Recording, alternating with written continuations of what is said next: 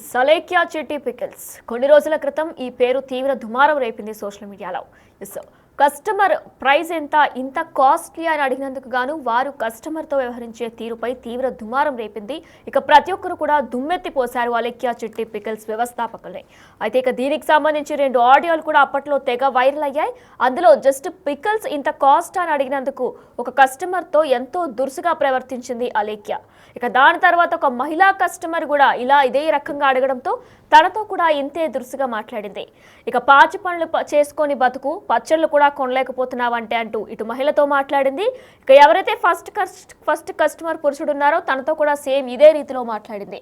నువ్వు నీ వైఫ్ని నీ ఫ్యామిలీని కూడా పోషించలేవు, ఈ పచ్చళ్ళు కూడా కొనలేకపోతున్నావంటే కెరీర్ మీద కాన్సన్ట్రేట్ చేయాలంటూ కూడా ఇలా కొన్ని సంచలన వ్యాఖ్యలు చేసింది. ఇక దీనికి సంబంధించి సోషల్ మీడియాలో తీవ్ర దుమ్మెత్తిపోశారు ప్రతి ఒక్కరూ కూడా. కస్టమర్తో మాట్లాడేది ఈ రకంగా ఎవరైనా మాట్లాడతారా అంటూ కూడా ప్రతి ఒక్కరూ తీవ్ర విమర్శలు చేశారు. ఇక దీనికి సంబంధించి అప్పట్లో అలేఖ్యని ఐసీయూలో జాయిన్ చేశాం, తన హెల్త్ కండిషన్ ఏం బాలేదు, క్షమాపణ చెప్పుకుంటున్నామంటూ కూడా ఇటు అలేఖ్య అలానే తన 2 సిస్టర్స్ కూడా కోరారు సోషల్ మీడియాలో వేదికగా వచ్చి. అయితే దీనికి కూడా చాలా మంది ట్రోల్ చేశారు. ఎంతవరకు కరెక్ట్, కస్టమర్స్తో మీరు మాట్లాడడం ఎంతవరకు కరెక్ట్? ఒక బిజినెస్ పెట్టినప్పుడు కస్టమర్ని దేవుళ్ళుగా భావించాలి, కానీ ఇలా మాట్లాడడం, వాళ్ళని డీగ్రేడ్ చేసి మాట్లాడడం ఎంతవరకు కరెక్ట్ అంటూ కూడా ప్రతి ఒక్కరూ దుమ్మెత్తి పోసుకొచ్చారు. ఇక ఈ నేపథ్యంలో తనప్పుడు హాస్పిటల్లో కూడా జాయిన్ అయింది. ఆ తర్వాత నాన్వెజ్ కూడా తెర మీదకి వచ్చారు. ఆయన కూడా వారికి కొంచెం సపోర్ట్ చేస్తూ మాట్లాడారు. బెట్టింగ్ యాప్స్ ప్రమోట్ చేస్తూ వచ్చేవారు, కానీ నేను చెప్పిన తర్వాత వారు బెట్టింగ్ యాప్స్ కూడా ప్రమోట్ చేయడం ఆపేశారు. ఇక ఎప్పుడు కూడా మరొకసారి వాళ్ళు ఎవరితో ఇలా మాట్లాడరు అని కూడా అన్వేష్ చెప్పుకుంటూ వచ్చారు. ఇక దీనికి సంబంధించి వాళ్ళ చెల్లెళ్ళు అలానే అలేఖ్య కూడా క్షమాపణ చెప్పారు. అయితే మరొకసారి తెర మీదకి వచ్చింది అలేఖ్య చిట్టి పికిల్స్. కానీ ఇప్పుడు అలేఖ్య చిట్టి కాకుండా రమ్య మోక్ష పికిల్స్ అనే పేరుతో మరొకసారి బిజినెస్ ని ప్రారంభించబోతున్నారు. పచ్చళ్ళ బిజినెస్ లోకి రీ ఎంట్రీ ఇస్తున్నారు అలేఖ్య చిట్టి చెల్లి. పేరు మార్చి రేట్లు తగ్గించి మళ్ళీ బిజినెస్ స్టార్ట్ చేయాలని కూడా నిర్ణయం తీసుకున్నారు. ఇక పికిల్స్ బిజినెస్ పై రమ్య మోక్ష ఒక వీడియోను కూడా విడుదల చేశారు. పికిల్ బిజినెస్ లోకి రీ ఎంట్రీ ఇస్తున్నామంటూ కూడా ఆమె అందులో చెప్పుకొచ్చారు. ఇక ఈసారి మాత్రం అలేఖ్య ఆ వీడియోలో ఎక్కడా కూడా కనిపించదు. బిజినెస్ లో తను ఏ రకంగా కూడా తను అసలు ఉండదు, తన ఇన్వాల్వ్మెంటే ఉండదు అంటూ కూడా రమ్య స్పష్టం చేశారు. ఇక పికిల్ రేట్స్ కూడా తగ్గిస్తాం, నాణ్యత కూడా ఎంతో బాగుంటుంది, క్వాలిటీ కూడా మెయింటైన్ చేస్తామంటూ కూడా రమ్య వీడియోలో చెప్పడం జరిగింది. ఇక అలేఖ్య ఇన్వాల్వ్మెంట్ 0% కూడా లేకుండా చూసుకుంటూ బిజినెస్ నిర్వహిస్తున్నామంటూ కూడా రమ్య చెప్పుకొచ్చారు. ఇక కస్టమర్స్తో జాగ్రత్తగా మాట్లాడతాం, బిజినెస్ పూర్తిగా నేనే చూసుకుంటా అంటూ కూడా రమ్య చెప్పారు. ఇక ఇంతకు ముందు ఎలా సపోర్ట్ చేశారో ఇప్పుడు కూడా అలానే సపోర్ట్ చేయాలని కూడా రమ్య కోరుకున్నారు.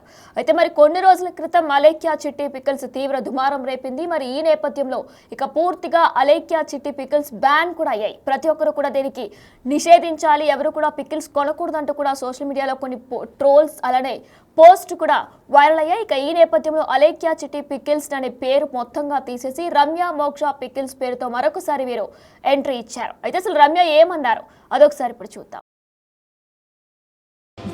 మేమైతే ఈ 11 months బిజినెస్ అనేది చాలా సక్సెస్ఫుల్గా నెట్టుకొచ్చాము, బాగా మంచిగా రన్ అయింది.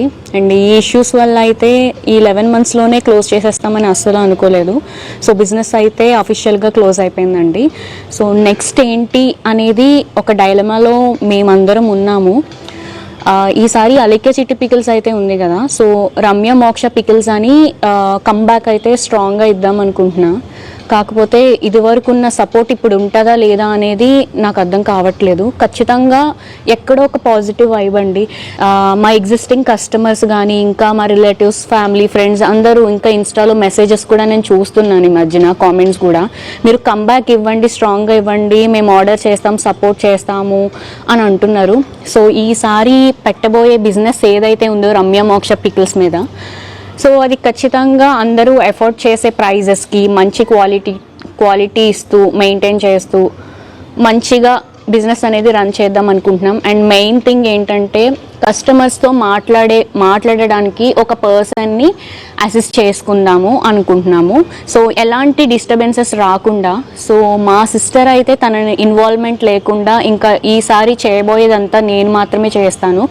లాస్ట్ టైం అలేఖ్య చిట్టి పికిల్స్ బిజినెస్ అందరం కలిసి చేసాము. అండ్ ఆ బిజినెస్కి కూడా రమ్య మోక్ష అని పెడదామని ఆ రోజే అనుకున్నాను. కాకపోతే మా అక్క నేమ్ పెట్టడానికి గల రీజన్ ఏంటంటే, నేను ఆ టైంలోనే ఇండస్ట్రీలో మూవీస్ చేస్తున్నాను. సో పికిల్స్ పచ్చళ్ళు అమ్ముతుంది అంటే కొంచెం ఇండస్ట్రీ పరంగా కొంచెం బాగోదు. సో మా డాడీకి చెప్తే వాళ్ళకి అక్క పేరు పెడదాము అనేసి అన్నారు. సరే అక్క ఏదైతే ఏంటి అందరం కలిసి చేసుకునేదే కదా అని అక్క పేరు పెట్టడం జరిగింది. సో ఈసారి అయితే రమ్య మోక్ష పికిల్స్తో మీ ముందుకైతే రాబోతున్నాము. ఒక 1 month 2 months లేట్ అవుతుందని నాకు తెలీదు, కంబ్యాక్ అయితే స్ట్రాంగ్గా ఇస్తాను. నేను ఒకటే కోరుకుంటున్నానండి, మీ నుంచి నాకు ఇంతకు ముందు ఎలా అయితే సపోర్ట్ నన్ను చేశారో సేమ్ అదే విధిగా ఇలా కూడా చేస్తారని నేను నమ్ముతున్నాను. ఇంతకు ముందు అలికే చిట్టి పికిల్స్ని మమ్మల్ని ఎలా అయితే ఆదరించి సపోర్ట్ చేశారో అదే విధిగా సపోర్ట్ చేస్తారని మేమైతే అనుకుంటున్నాము. అండ్ చాలామంది ట్రోలర్స్ కానీ మీమర్స్ కానీ ఏమంటున్నారంటే వీళ్ళు ఈ బిజినెస్ మీద ఎంతో సంపాదించేశారు అని అంటున్నారు. మేము ఎంత సంపాదించామో ఎంత ఖర్చులు అయ్యాయో అనేది మాకే తెలుసండి. ఎందుకంటే మా ఫాదర్కి కరోనా, బ్రెయిన్ స్ట్రోక్, ఒక సైడ్ అంతా ప్యారలైజ్డ్, నెక్స్ట్ 2 kidneys ఫెయిల్ అయిపోయినాయండి. పర్మనెంట్ డయాలసిస్ జరిగింది. దానికి రొటేషన్ మేము ఎంతైతే ఎర్న్ చేస్తున్నామో అంతా రొటేషన్లా అయిపోయేది. ఈవెన్ మా ఇల్లు అలా మెయింటైన్ అయ్యేది. ఇప్పుడు మా ఫాదర్ చనిపోయారు అండ్ ఈ బిజినెస్ కూడా వెళ్ళిపోయింది.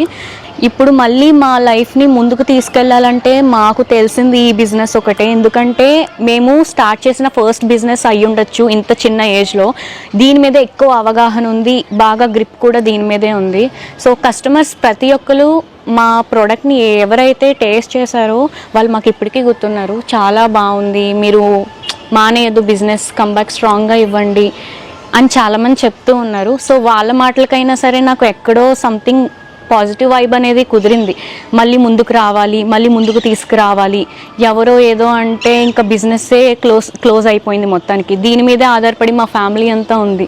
సో ఖచ్చితంగా ముందుకు తీసుకురావాలి అని నాకైతే అనిపించింది. స్టార్టింగ్ ఈ ఇష్యూస్ జరిగిన స్టార్టింగ్ నేనైతే ఏమనుకున్నానంటే బిజినెస్ పోయింది కదా, ఫైనాన్షియల్గా ఇల్లు గడవాలి, ఇల్లు మెయింటైన్ అవ్వాలి అంటే సరే పోనీ జాబ్కి వెళ్ళిపోదామా. జాబ్కి వెళ్ళిపోతే మా సిస్టర్ని మా మదర్ని ఒక్కరే అయిపోతారు, వాళ్ళని చూసుకోవడానికి నేను ఖచ్చితంగా ఉండాలి. సో పోనీ వర్క్ ఫ్రమ్ హోమ్ చూసుకుందామా అంటే వర్క్ ఫ్రమ్ హోమ్ ఈజీగా ఎవరికి దొరకదు. సో చాలా కన్ఫ్యూజింగ్గా, చాలా ఏడ్చే రోజులు కూడా చాలానే ఉన్నాయి. అసలు ఏం చెయ్యాలి ఫైనాన్షియల్గా సెటిల్ అవ్వడానికి అని. కస్టమర్స్ వల్లే, ఎగ్జిస్టింగ్ కస్టమర్స్ వల్లే, వాళ్ళు ఇచ్చిన ధైర్యం వల్లే మళ్ళీ స్టార్ట్ చేయాలి అనేసి నాకైతే ఒక నమ్మకం అయితే పుట్టింది.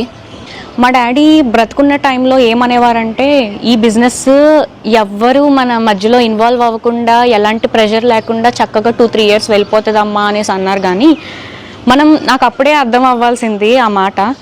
మనం ఎంతైతే ఎదుగుతామో దాన్ని చూసి కొంతమంది ప్రోత్సహించే వాళ్ళు ఉన్నారు, కొంతమంది తొక్కేసేవారు కూడా ఉన్నారండి.